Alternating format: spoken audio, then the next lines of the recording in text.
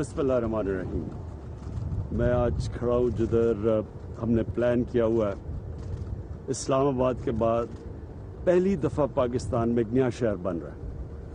और इसके ज़रा मैं अपनी कौम को मकसद बता दूँ कि क्यों इसकी ज़रूरत है एक नए शहर की लाहौर के करीब।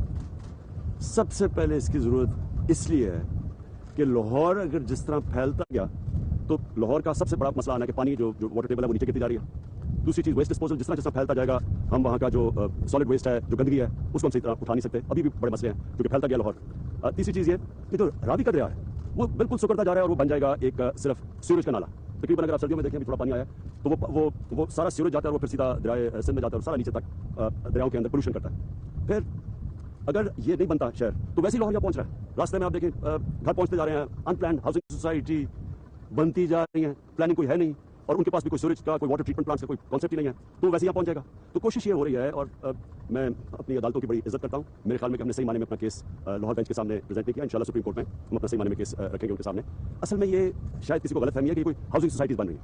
ये नया शहर बन रहा है सबसे पहले और मॉडर्न सिटी बन रही है, जो कि अब दुनिया में जो नए शहर बने हैं मॉडर्न सिटीज में, मलेशिया में, दुबई के अंदर, ये उस पे तर्ज के ऊपर एक नया शहर और फिर ऊपर जाएगा। और फिर जो एनवायरमेंट की मैं आपको बता दूं कि हमारी वो पार्टी है, इससे पहले तो कभी किसी ने बात ही नहीं की थी माहौलियात की, तो सबसे पहले पार्टी है जिसने आज दुनिया में रिकॉग्नाइज करते हैं कि हमने पहले 1 अरब दरख्त उगाया पख्तूनख्वा में और अब हम 10 अरब सारे पाकिस्तान में दरख्त उगा रहे हैं। तो सबको पता होना चाहिए कि 2 करोड़ दरख्त उगाएंगे, यहाँ पूरा जंगल इसके साथ बनेगा। तो मॉडर्न सिटी भी बनेगी, पूरा एक प्लान एक जंगल बन रहा है जो कि ये प्रोटेक्ट करेगा, यानी हवा को साफ रखेगा। फिर रावी को बचाया जाएगा, इसके ऊपर ब्राजेस बनेंगे, इसके पानी को यहाँ एक बड़ी एक बराज बन के पानी को रोका जाएगा, उससे वाटर टेबल ऊपर आएगी।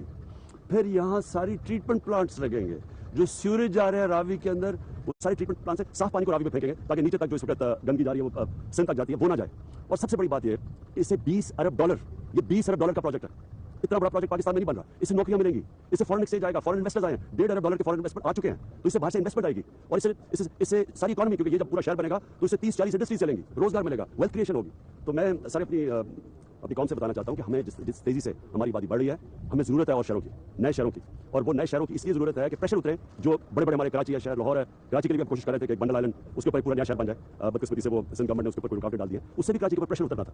अगर इसी तरह शहर फैलते गए, ना हम पोल्यूशन का कंट्रोल कर सकते हैं, ना वेस्ट डिस्पोजल कर सकते हैं, ना लोगों को सहूलतें दे सकते हैं, ना उनको जितना शहर फैलता जाएगा, ना उनको गैस, बिजली, जो इम्यूनिटीज हैं, साफ पानी, ये सारी चीज़ें जो कराची में मसले आ रहे हैं, ये सारे शहरों में आने शुरू हो जाएंगे।